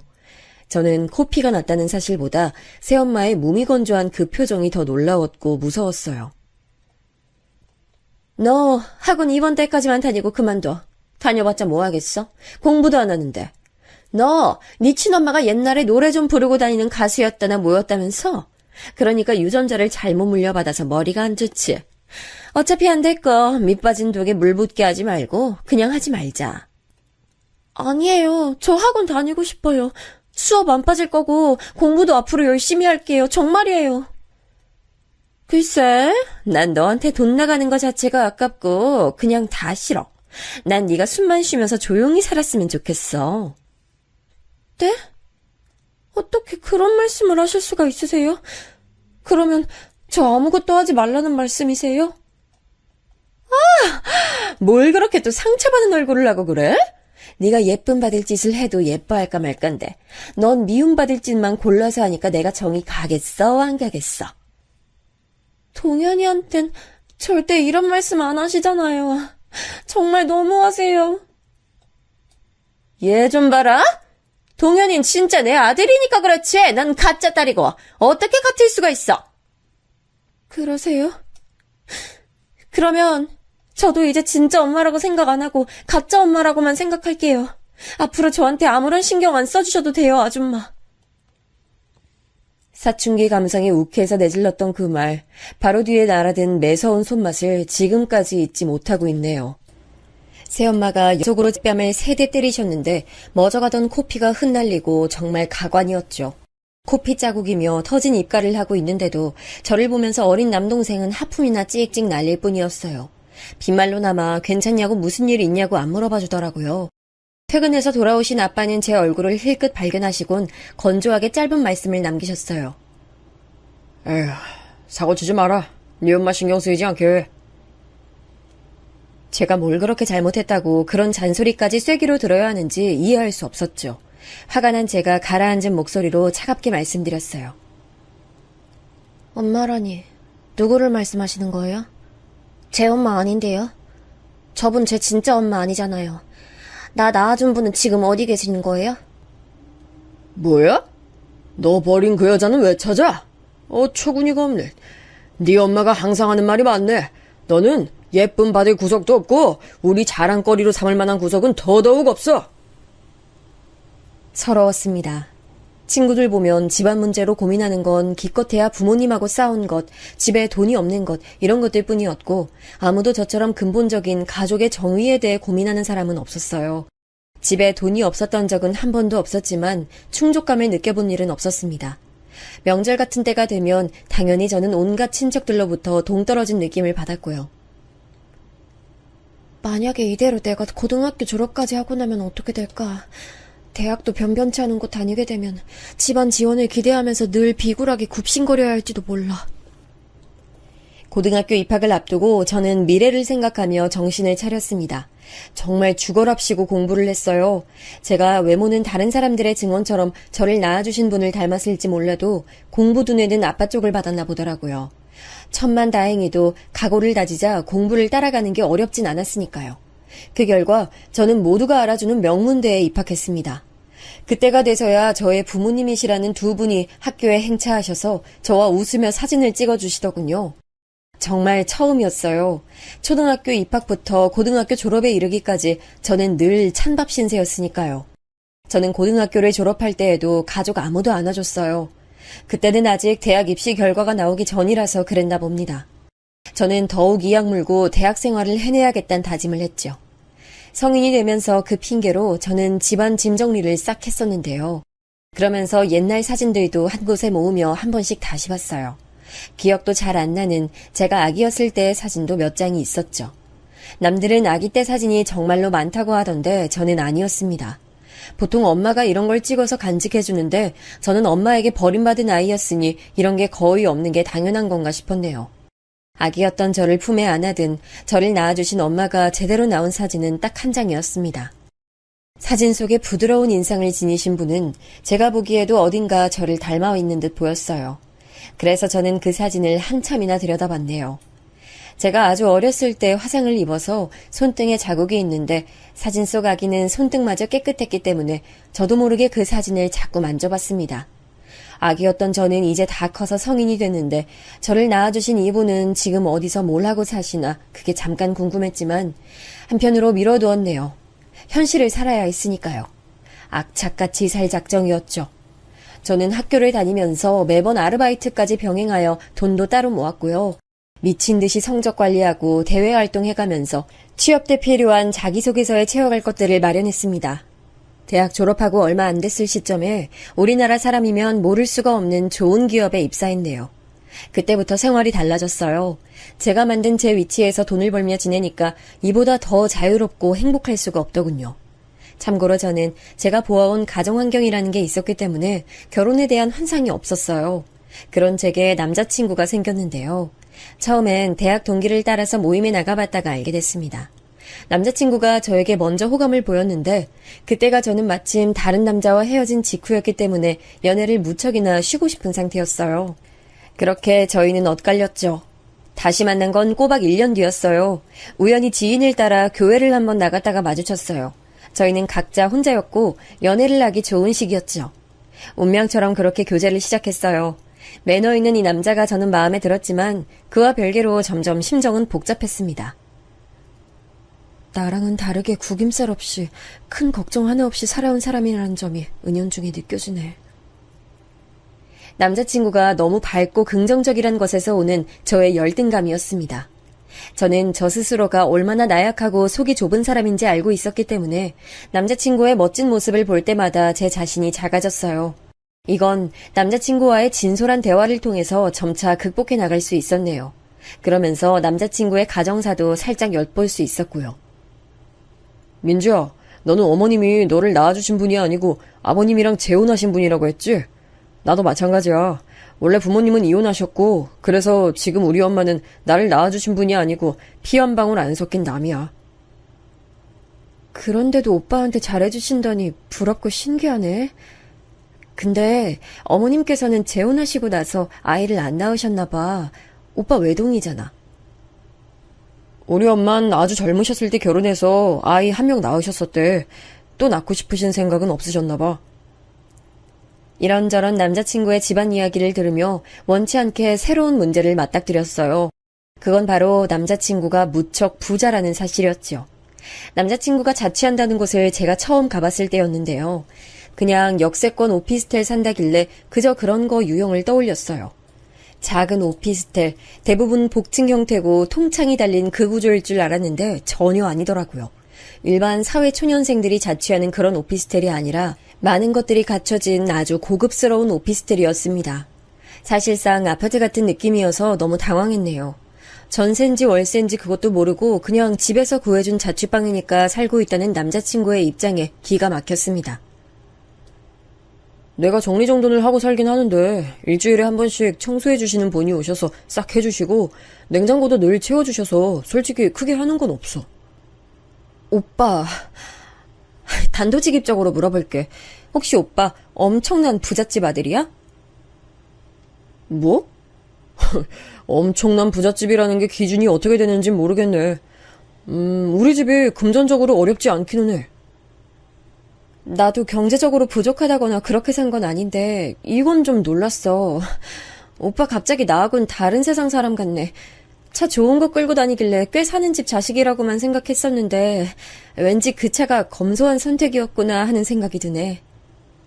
아, 그 차? 작은 고모부가 예전에 타시던 건데 차가 많으셔서 영 그걸 안 타신다고 나 운전 연습하라고 주셨던 거야. 근데 바꿀 이유를 못 느껴서 계속 타고 다녔어. 들으면 들을수록 남자친구가 엄청난 부잣집 외동아들이 맞다는 확신만 들더군요. 저는 오만 눈치를 봐가면서 자력으로 무조건 해내야 한다는 일념으로 15년 가까이 이악 물고 매일을 살아왔던 사람이라서 남자친구의 사고방식이나 누리는 일상이 좀 이질적으로 느껴졌어요.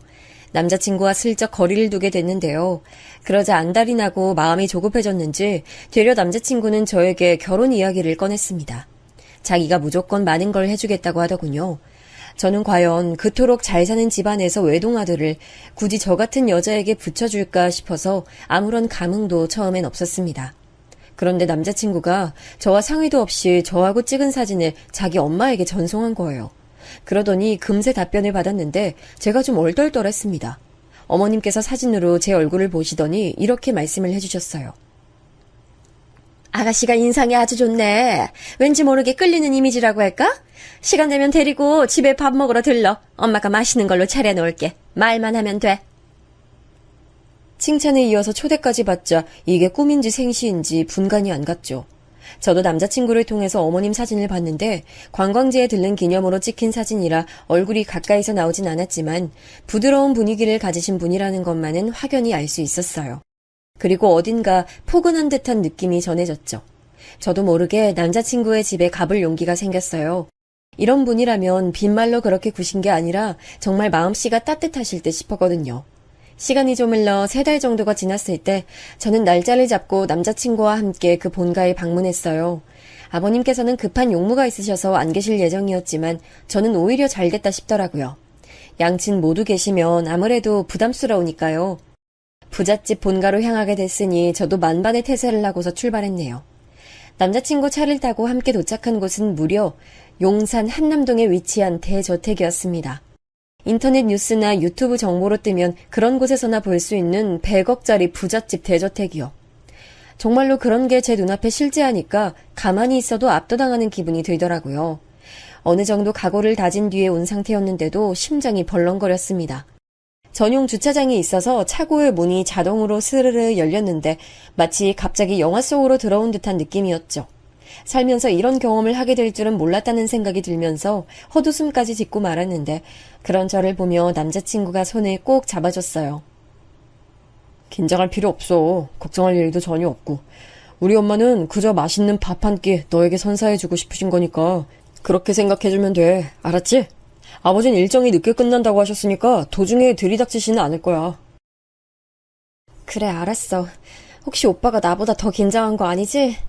내가 내 자신을 숨기거나 꾸며낸다고 해서 그게 될 일도 아니고 난 그저 나대로 나답게 굴 테니까 옆에서 오빠가 잘해줘야 돼. 나 오빠만 믿는다. 서로를 보며 그렇게 미소를 교환할 때까지만 해도 정말 상상도 못했습니다. 어떤 엄청난 상황이 저희 두 사람을 기다리고 있을지 말이죠. 한치 앞을 내다보지 못한 채로 저는 그 집안에 발을 들였습니다.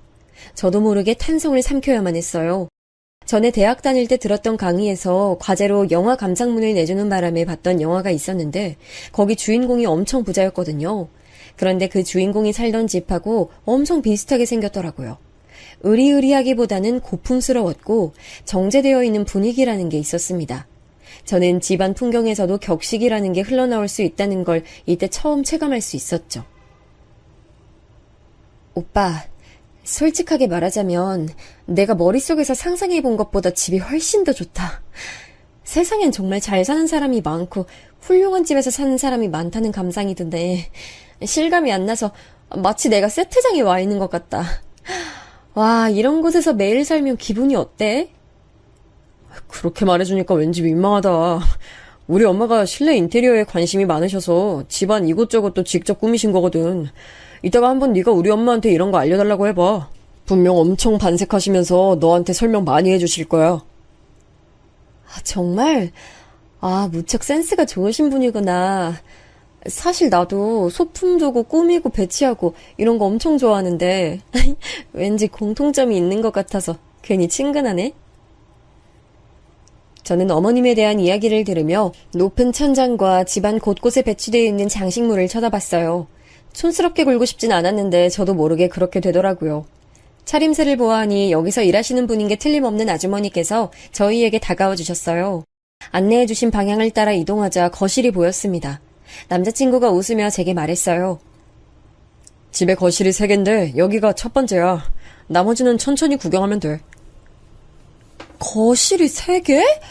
와, 대단하다. 근데 오빠, 내가 이따가 구경하다가 놀라 자빠질까봐 미리 경고해 주는 거야? 제가 장난스러운 말투로 남자친구 말을 받았는데 누군가 저희 두 사람 쪽으로 다가오며 말을 건넸습니다. 뭐가 놀라서 자빠진다는 거예요? 내가 엿들을 생각은 아니었는데 귀에 들렸네. 아우, 두 사람 사이좋게 있는 모습 보니까 괜히 흐뭇해지네. 아가씨 안녕하세요. 우리 오늘 처음 보지요? 나 우리 태민이 엄마 되는 사람이에요. 부드러운 말투를 내신 분은 바로 남자친구 어머니였어요. 어머님께서는 어깨에 닿는 머리를 우아하게 볼륨 띄워서 옆으로 넘긴 모양을 하고 계셨는데 마치 연예인들이나 하는 스타일처럼 보였습니다. 우아하면서도 밝은 이미지를 뽐내고 계셨죠. 키는 저와 엇비슷하지만 조금 더 낮은 눈높이를 하고 계셨고요. 저는 그런 어머님의 모습을 저도 모르게 멍해져서 바라봤습니다. 제법 한참이나 멍하게 그저 어머님을 쳐다봤어요.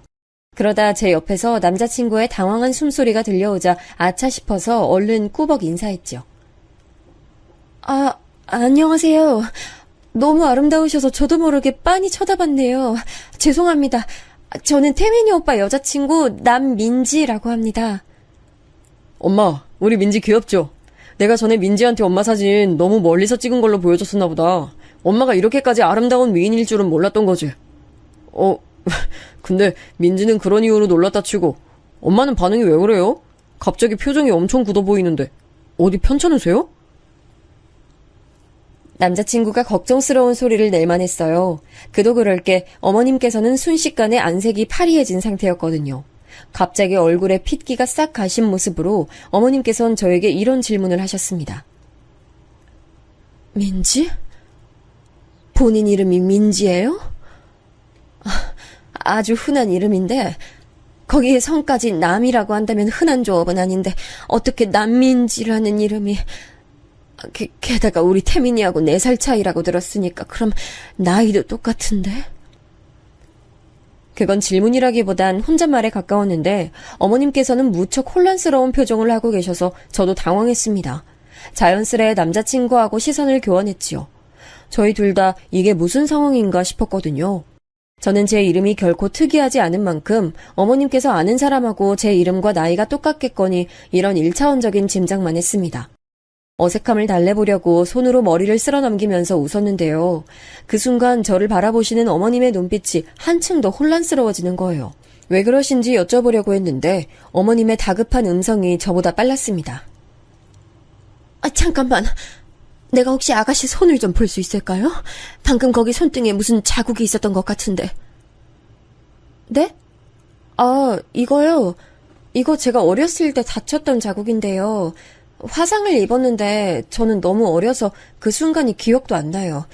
그만큼 오래된 일인데도 화상 자국은 손등에 꽤 선명하네요. 보기 흉한가요? 화상 자국이 그렇게까지 큰 건 아니라서 저는 별로 신경 안 쓰고 살았는데. 어떻게 이럴 수가. 세상에 어떻게 이런 일이. 그때 갑자기 어머님께서 탄식을 내뱉으면서 거실 바닥에 스르르 주저앉으셨어요. 마치 온몸에 힘이 풀리신 듯이 아주 털썩 말이에요. 저는 너무 당황해서 화상 자국을 내어 보이던 제 손등을 앞으로 내민 자세 그대로 굳어버렸고요. 깜짝 놀란 남자친구가 어머님을 부축하려고 했어요. 그러자 어머님께서는 고개를 강하게 저으시더니 이내 손으로 당신의 가슴을 퍽퍽 치며 울기 시작하셨습니다. 그야말로 난데없이 오열을 시작하셨고 대저택에서 일하시는 2분 정도가 소리에 놀라 다가오셨다가 눈치를 살펴대셨어요. 다들 이게 무슨 일인가 싶었던 거예요. 저는 너무 당황스러워 어찌할 바를 몰랐습니다. 결혼 이야기가 오가고 있는 상황이었으니 한마디로 저는 예비시댁에 처음 인사를 드리러 와서 예비시어머니를 첫 대면한 것이었잖아요. 그런데 그 예비시어머니께서 저를 보시자마자 바닥에 주저앉으셔서 통곡을 해대시니 이 상황을 어떻게 받아들여야 할지 정말 모르겠더라고요. 남자친구는 무척 염려스럽게 어머님 안색을 살폈습니다. 엄마, 대체 갑자기 왜 이러시는 거예요? 어디가 편찮으신 거예요? 주치의 선생님 오시라고 그럴까요? 아니면 병원으로 직접 가시는 게 낫겠어요? 원하시는 대로 제가 바로 해드릴게요. 내가 지금 어디를 가겠니? 하늘의 뜻인지 운명의 장난인지 모를 이런 상황을 두고 내가 어디를 간단 말이야. 아이고, 민지야. 민지는 왜 부르세요? 제 여자친구 엄마가 원래 알고 계셨던 것도 아니면서. 남자친구는 한층 더 당황하고 있었지만 저는 그 순간에 이상한 예감 한 줄기를 맞닥뜨렸습니다. 그것은 본능이 제게 속삭여주는 울림이었어요. 제 머릿속에서는 집에 딱 한 장만 남아있던 제 생모의 옛사진이 떠올랐습니다. 그 옛사진 속에서 보았던 이목구비가 결코 낯선 것만은 아니라는 생각이 들었습니다. 저도 모르게 입술 사이로 이런 소리를 내뱉었죠. 혹시 제 엄마신가요? 저를 낳아준 엄마예요? 작은 중얼거림과도 같았는데 어머님이 고개를 번쩍 들어서 저를 올려다보시더군요. 100마디 말보다 많은 이야기가 눈빛에 담겨 있었고 그것으로 이미 대답이 되는 셈이었습니다. 그 눈물 젖은 얼굴이 저는 그제서야 저와 어딘가 비슷한 인상을 가지고 있다는 점을 알아차렸습니다. 등줄기에 소름 한 줄기가 스쳐 지나갔어요. 그때 남자친구가 떨리는 목소리로 묻더군요. 지금 이게 무슨 소리야? 어떤 상황인 거야? 민지야, 네가 설명을 좀 해줘. 우리 엄마 보고 왜 네가 그런 황당한 질문을 하는 거야? 설명이 필요한 사람은 아무래도 나일 것 같아. 오빠, 나 지금 머릿속이 너무 복잡하고 뒤통수가 얼얼해서 미칠 것 같아.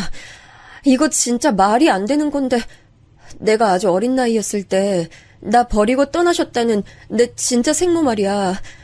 날 낳아주신 그분이 왜 오빠 어머님이신 것 같지? 뭐라고? 민지야, 그럴 리가 없잖아. 어떻게 그런 확률이 있을 수가 있어? 엄마, 지금 서로 뭔가 잘못 착각을 한 상황인 거죠? 그런 거죠? 저는 반쯤 넋이 나가서 중얼거렸고 남자친구는 화들짝 놀라서 그때부터 어머님께 채근을 했어요. 눈물을 흘리며 한숨을 깊게 내신 어머님께선 조금 떨리는 음성으로 이렇게 말씀하셨습니다. 정확히 내 기억 속 모양과 일치하는 그 화상 자국. 펄펄 끓는 뜨거운 미역국이 되어서 생긴 거야. 바보 같고 무지하고 모든 면에 부족한 엄마를 잘못 만나서 가여운 아이만 아팠던 거지. 말씀을 듣자마자 손으로 입을 틀어막았습니다. 안 그러면 입 밖으로 심장이 튀어나갈 것 같았어요. 어머님, 아니 저희 엄마께서는 눈물을 훔치시며 몸을 일으키셨어요. 반사적으로 엄마를 부축하는 남자친구의 얼굴엔 이미 넋이 나가 있었습니다. 혼이 쏙 빠진 남자친구의 모습이 그 순간엔 염려가 안 됐어요. 지금 와서 돌이켜보면 정말 미안합니다. 제 머릿속엔 온통 엄마에 대한 분노와 증오와 궁금증이 가득 차오른 상태였어요. 어렸던 저를 매정하게 버리고 떠났으면서 지난 세월 이렇게 좋은 집에서 생활하며 그 누구보다 여유로운 일상을 영위해왔다는 점이 저를 허무함 속으로 잡아 끌었습니다. 저는 제 손등이 미역국 때문에 이렇게 됐다는 거 오빠한테도 말해준 적이 없었으니 이걸 알고 계신다는 건 정말로 절 낳아주신 분이 맞다는 거네요. 민지야, 그래.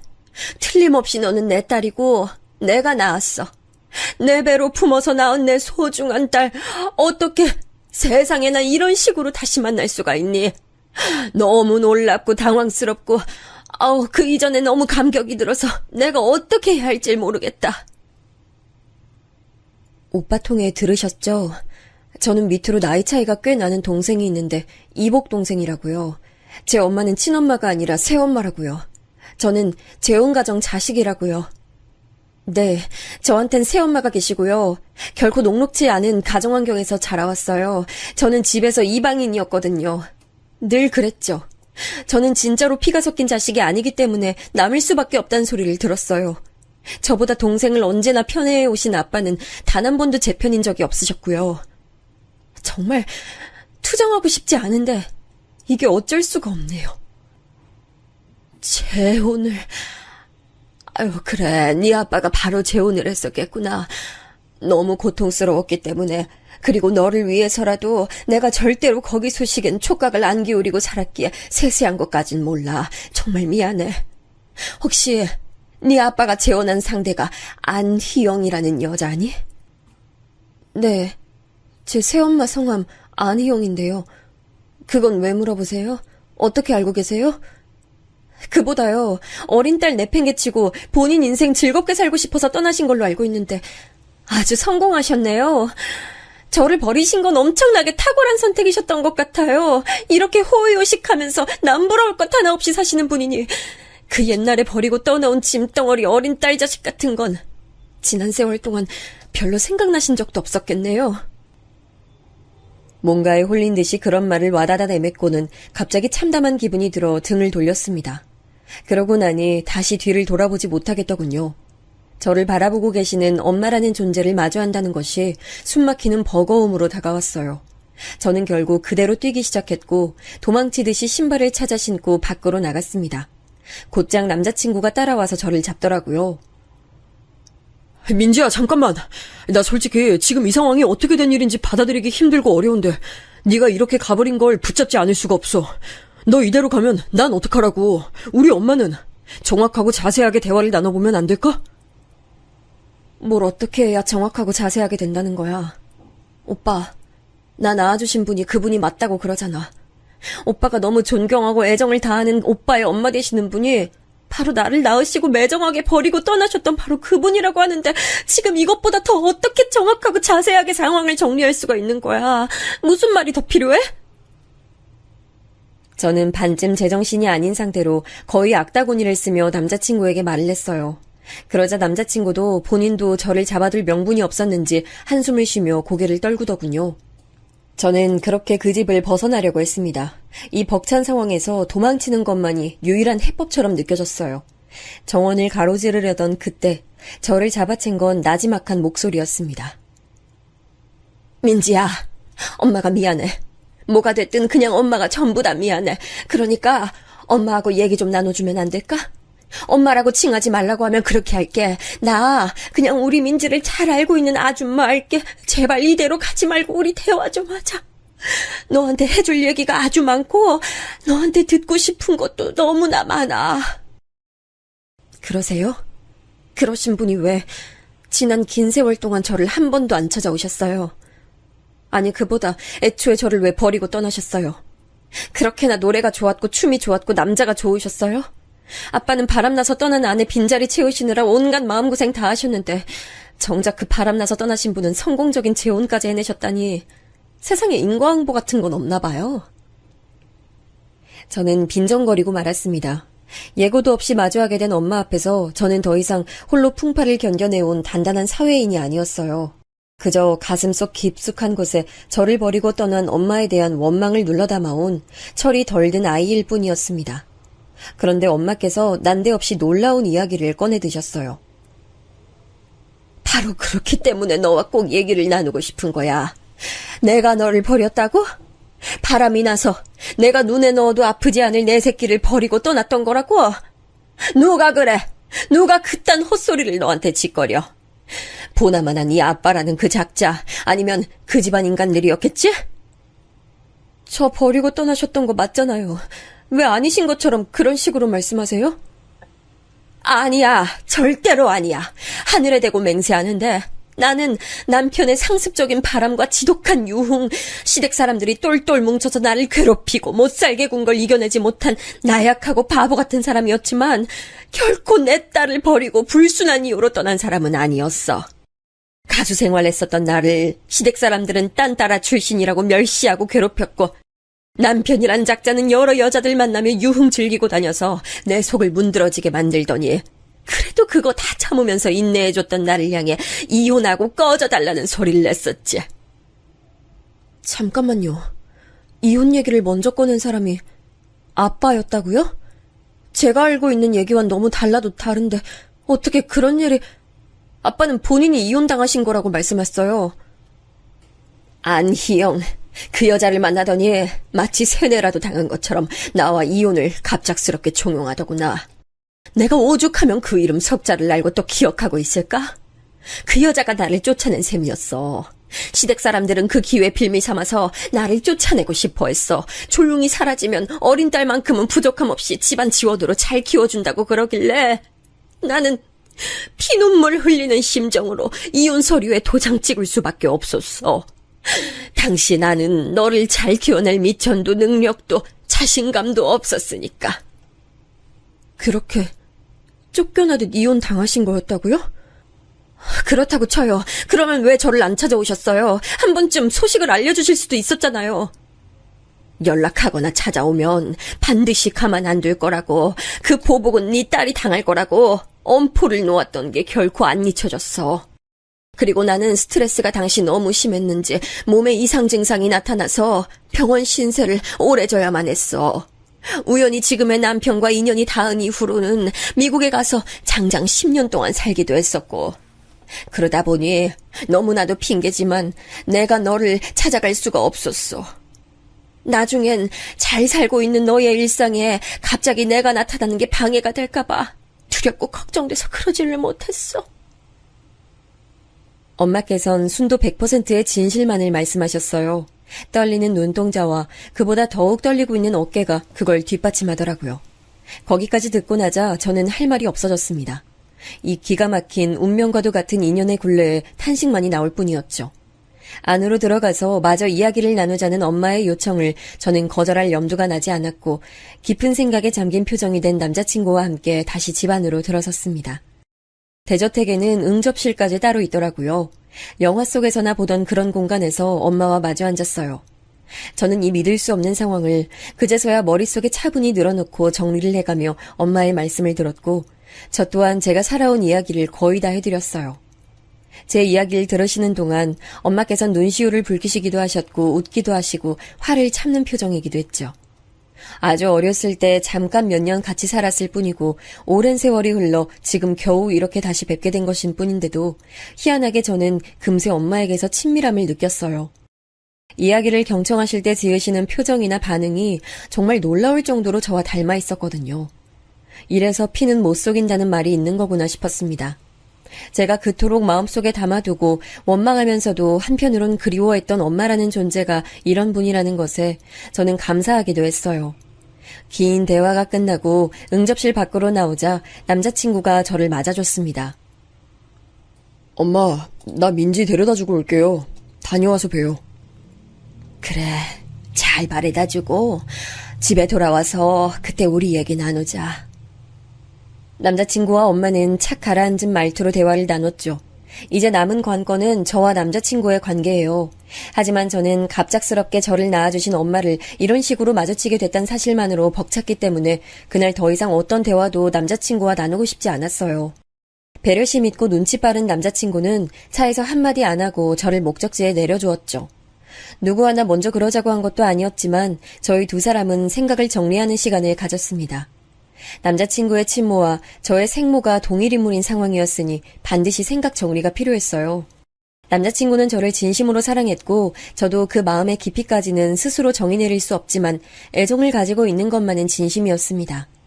하지만 이런 뜻밖의 성질을 지닌 장애물을 만날 것이라곤 상상도 못했고 이 점은 저희 두 사람 모두에게 스스로 점검하며 감정을 되짚어볼 시간을 마련해줬어요.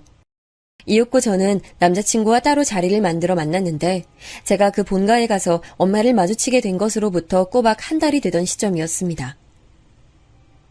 민지야, 나는 너를 처음 봤던 그때부터 이상하리만치 너한테 끌렸고 네가 익숙하고 편안하게 느껴졌는데 지금 생각해보면 그게 혹시 네가 엄마 분위기를 많이 닮아 있어서 내가 그 부분에서 익숙함을 느낀 게 아니었나 싶어.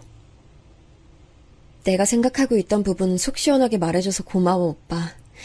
이렇게 된 이상 내가 나를 낳아주신 엄마와 어떤 식으로 교류를 하면서 살든지 간에 우린 이뤄져서는 안 될 것 같아. 나도 이렇게 될 줄 상상도 못했고 내가 오빠한테 이런 말 할 거라고 생각도 못했지만 이게 지금 우리에게 닥친 현실이야.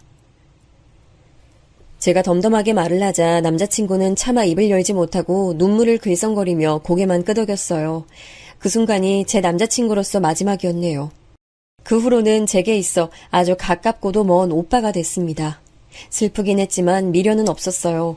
이게 옳다고 저희 두 사람 다 속으로 느꼈기 때문이죠. 엄마는 제가 그 대저택에 들어가 살길 바라시는 눈치였지만 그러고 싶지 않았어요. 많은 고심 끝에 저는 미국행을 선택했습니다.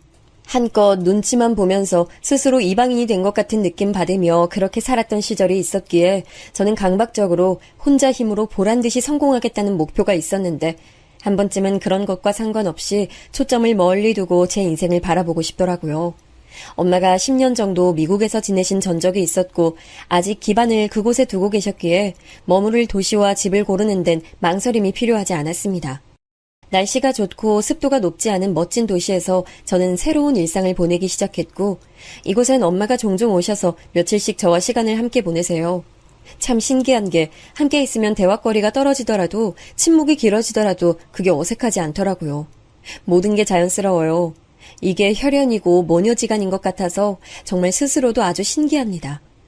너무 멋진 새로운 일상을 보낸 지 꽤만 적으로 만나는 상대는 없어요. 조급하지 않으니 늘 마음만은 편안하네요. 제가 미국에서 유유자적한 일상을 누리게 된 것에 부러워서 난리난 사람들이 있는데요. 나이 드시고 나서 간질환으로 이제 고생 시작하신 아빠, 자식 농사 망쳐서 매일매일이 죽을 맛인 새엄마, 대학교를 2번이나 자퇴한 뒤로 그 흔한 아르바이트 하나를 안 하면서 집에서 게임만 하고 사는 남동생, 그 외 친척들 몇 명까지도 제 엄마께서 그간 엄청난 부잣집 사모님으로 살아오셨다는 사실에 경악하며 콩고물 하나 받아먹을 수 없게 제가 미국으로 휙 날아가 버린 것에 대해 다들 알아누웠죠.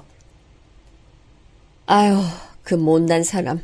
여전히도 못났더만. 내가 그동안 온갖 고생하면서 산 게 아니라 재력가 만나 재혼해서 살아왔다는 것에 그토록 분해하고 분통을 터뜨리다니. 아유, 정말 잘못된 인성이고 잘못된 인연이야. 다만 사랑하는 우리 딸 얻을 수 있었으니 감사하지.